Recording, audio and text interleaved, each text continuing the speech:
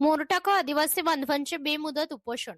पनवेल तालुक्यातील ग्रामपंचायत कर्नाळा हद्दीतील मौजे कल्हे मोरटाका आदिवासी वाडी गेले 25 वर्षांपासून रस्ता व साकवासाठी आंदोलन उपोषण करत आहे.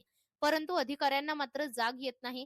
वारंवार पत्रव्यवहार करून सुद्धा त्यांच्या मागण्या मान्य होत नाही. एका फार्म हाऊस वाल्यांच्या डंटन याच्या धाकाला अधिकारी घाबरून या आदिवासी बांधवांचे साकव व रस्ता करून देत नाही. शासन दरबारी नोंद आहे, नकाशावर नोंद आहे, सातबारावर नोंद आहे, निधीही या साकव रस्त्यासाठी पडलेला आहे, परंतु अजूनही काम चालू होत नाही. आज या उपोषणादरम्यान आदिवासी बांधवांचे एकच म्हणणे आहे, जोपर्यंत आमचे साकव व रस्ता परिपूर्ण होत नाही तोपर्यंत आम्ही आमरण उपोषण सोडणार नाही, असा ठाम निर्धार त्यांनी केला आहे. या आदिवासी बांधवांना पाठिंबा देण्यासाठी ग्रामसंवर्धन संघटनेचे अध्यक्ष संतोषदादा ठाकूर व त्यांची सर्व कार्यकारी मंडळी या उपोषणा ठिकाणी पाठिंबा देत आहेत. महाराष्ट्र लोक न्यूज साठी प्रतिनिधी संजय गायकवाड, पनवेल, रायगड. का आज तुम्ही उपोषणाला बसलात? नेमकी तुमची मागणी काय? माझं नाव गणपत लहू पवार. आम्ही ते उपोषणाला बसलोय म्हणजे का आमचं तिथे जे जाण्या येण्याचा रस्ता जो आहे तो रस्ता आम्हाला बांधून देत नाही, तिथे साखव बांधून देत नाही. यायला आमचा रस्ता जो आहे तो रस्ता खुला आहे, पण तिथे साखव बांधून आम्हाला जोपर्यंत मिळत नाही तोपर्यंत आम्ही इथून हलणार नाही. कारण तिथे हा सुदीप टंडन हा सरकारी कर्मचाऱ्यांना खेळवतोय. हे नोकर आहेत, टंडनचे नोकर आहेत का सरकारचे नोकर आहेत हे आम्हाला कळत नाही. आज मला इथे 66 वर्ष झाले मला, आणि इथे आता उपोषणला बसावं लागलं आहे. तर हे नोकर मला वाटतंय ते सरकारी नोकर आहेत, ते सगळे टंडनचे नोकर आहेत. आणि पनवेल तालुक्यातले आहेत ते एवढे नोकर ते पण सुदीप टंडनचे नोकर आहेत असं आम्हाला वाटायला लागलं आहे. तर हे कुठेतरी थांबलं पाहिजे. आमचं साखव बांधून होत नाही तोपर्यंत आम्ही इथून हलणार नाही. आमचा जीव गेला तरी चालेल असं आम्हाला, आता इथून आम्ही उठणार नाही. यापुढे परत इथे आम्ही येऊन बसणार नाही. आताच आम्ही इथे मेलो तरी चालेल, पण इथून उठणार नाही.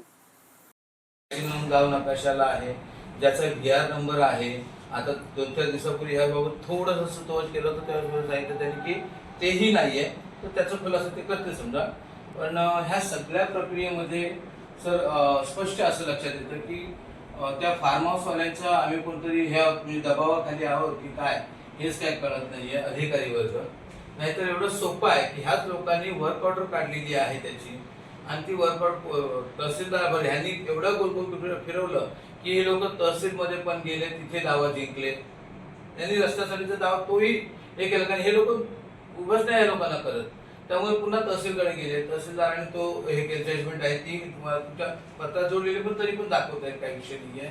मी कालचे व्हिडिओज इथे आणलेले आहेत. आता तर ते साखव दुरुस्ती राहिली बाजू, त्या साखवाच्या बाजूला पुन्हा ट्रॉली उभी केलेली आहे की जेणेकरून बाईक सुद्धा गेली नाही पाहिजे लोकांची. ही कुठली पद्धत आहे? त्यामुळे तो जो काही साखव दुरुस्तीचा प्रश्न आहे, साध्या गोष्ट आहे सर, एवढी साधी गोष्ट आहे की अर्थात म्हणजे त्याच्यावर आणखी उलट वेगळा प्रश्न निर्माण होईल की 10 लाख रुपये पण त्या साखव दुरुस्तीला लागणार, तरी पण या लोकांना 10 लाख रुपये पण मंजूर केलेले आहेत. असो, तुम्ही दुरुस्त करा, एवढंच म्हणणं आहे सर. बाकी त्यांनी मला वाटतं बोलावं. दादा, तुम्ही आज आदिवासी बांधव बसलेले आहेत उपोषणाला, त्यांना पाठिंबा देण्यासाठी बसल्यात एखाद्या एक संघटनेच्या माध्यमातून. काय नेमका त्यांचा प्रश्न आहे? त्यांचा प्रश्न आहे साखव बांधून देणे आणि रस्त्याचे प्रॉब्लेम आहे, आणि आम्ही ग्रामसंवर्धन सामाजिक संस्थेचे वतीने त्यांना पाठिंबा देण्यासाठी इथे बसलो आहोत. गेले अनेक वर्ष ते रस्त्यासाठी जवळजवळ 25 वर्ष काहीतरी बोलतायत असं चाललंय. पण काय त्यांचा आता रस्ता त्यांना तो साखव मिळणार आहे काय? काय असं वाटत नाही, कारण ते तिथे दलालीसारखा सगळा व्यवहार चाललाय सर. अधिकारी वर्ग लक्ष देत नाही, अधिकारी लक्ष देत नाहीत, आणि वरचे सगळे ते मला वाटतं ते कोण फार्म हाऊसवाले आहेत त्यांचे दलाली करतायत. म्हणजे एका फार्म हाऊस वाल्याला हे अधिकारी घाबरून तुमचा हो, तो किती वर्ष तसंच चाललंय सर.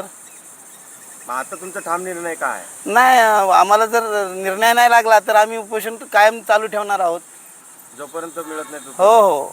अधिकाऱ्यांनी काय शब्द दिला तुम्हाला? आता अधिकाऱ्यांनी तर काय करतो 15 दिवसाची मुदत द्या असं काहीतरी बोललेले आहेत. जोपर्यंत आता तुम्हाला मिळणार नाही तोपर्यंत तुम्ही उठणार नाही. नाही उठणार असं ठरवलेलं आहे.